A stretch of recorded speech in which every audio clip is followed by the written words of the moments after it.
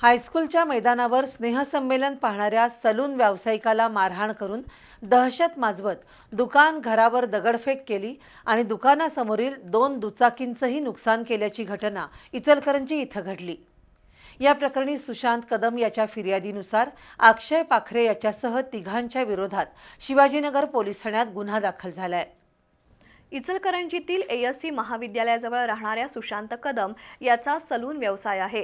सोमवारी सुशांत आणि त्याचे मित्र विद्यानिकेतन हायस्कूलच्या मैदानावर सुरू असलेलं गॅदरिंग पाहण्यासाठी गेले होते। यावेळी काहीही कारण नसताना अक्षय पाखरे याच्यासह तिघांनी सुशांतला अचानक लाथाबुक्क्यांनी मारहाण केली। त्यामुळे सुशांत घरी निघून गेला। मात्र संशयित तिघांनी त्याचा पाठलाग करून आरडाओरडा करत सलून दुकान घरावर दगडफेक केली आणि दुकानासमोरील 2 दुचाकीची मोडतोड करून नुकसानही केलं। नागरिक जमू लागल्याने दहशत माजवणाऱ्या संशयितांनी पलायन केलं।